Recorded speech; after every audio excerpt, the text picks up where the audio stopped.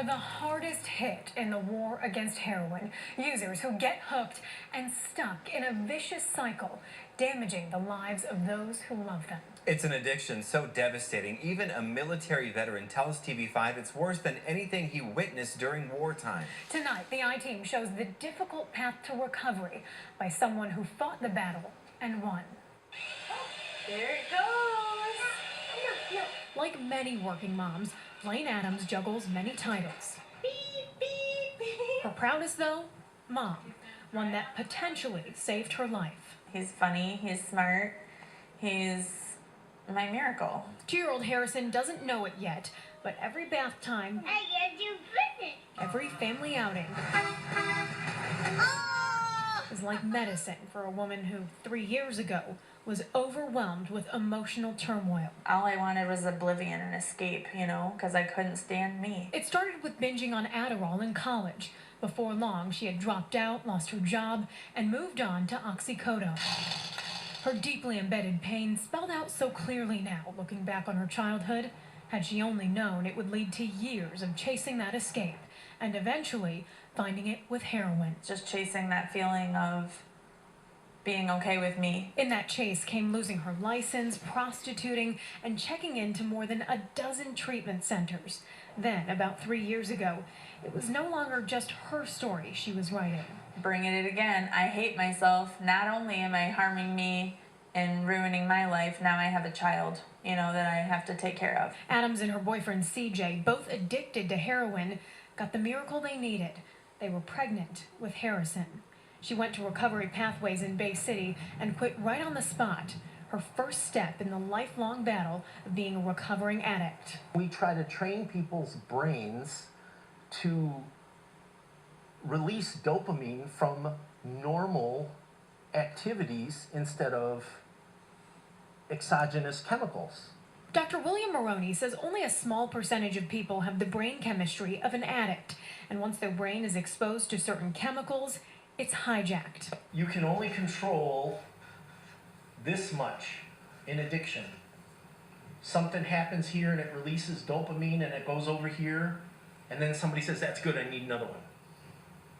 Okay, in order for people to say, I'm not going to push that guy down, steal his wallet, and go buy 4 bags of heroin, the thoughts have to get out here.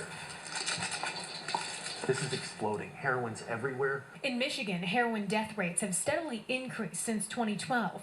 Many of those from the most recent data in 2014 were in mid-Michigan.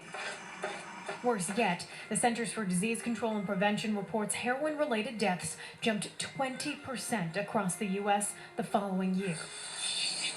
Dr. Morrone says that's why brutally honest treatment is so vital. Take your medicine, come to counseling, shut up and go to work, pay more attention to your wife, and provide time to your children. Stop hanging out with the guys smoking on the street corner. That's what we tell people here. Dr. Morrone outlines 3 ways to get a handle on heroin addiction. Decrease the prescribing of medication that leads to substance abuse, increase access to the opioid overdose antidote naloxone, and expand medication-assisted treatment. It is a true illness, so it needs to be treated by treatment providers. Joel Strauss says the Bay County Health Department has used Dr. Morrone's expertise to develop 3 target areas to curb the epidemic: criminal justice, community engagement, and a big focus on treatment. Strauss adds, for addicts and the community, treatment is a better option than jail time. Not only does treatment give addicts a better shot at getting clean, but also outpatient treatment costs taxpayers roughly 1/5 as much as jail time. The average person that gets hooked into addiction is not a criminal. They're put into bad circumstances, and they will do things that are unfathomable.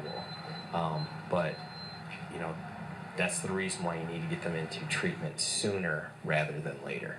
I think there's a huge stigma with everybody sort of feeling that it's a weakness, and that addiction is basically the person that you're seeing on the side of the road with a needle hanging out of their arm. And although part of that is true, what it doesn't touch on is the professionals that are working, the people that have been using for 40-some years. The stigma of addiction, one of the driving forces behind Luca Jubina's documentary, Sag an Addict. The Saginaw native has seen firsthand how the stigma and silence have worked to destroy families. I joined the military in 2004. I actually lost more people that I knew in Saginaw during that time than I did in the military. More than a dozen addicts, recovering addicts, and those mourning an addict tell their story in his upcoming documentary. And one of those is Adams. Today, 3 years clean, Adams chases a new high, helping other women as they make their first step toward recovery. It's so rewarding, like when one of my clients lets go of that toxic relationship or gets a job, you know, that's awesome. Or they get a year clean. Holy cow, that's such an accomplishment. Adams admits fighting her addiction is something she battles every day. But through treatment and learning to love herself, she's found healthier ways of coping. Today, I choose to work out or to play with my child or to do something productive. And Adams says getting to this point, getting a job, getting her license back, getting her life back, is all thanks to their little miracle, Harrison. Oh, he's so cute. Adams is going back to school in May to study social work. And if you'd like to learn more about the documentary Saginaw Addict or help support it to reach more people, go to the Hot Links section of the TV5 homepage.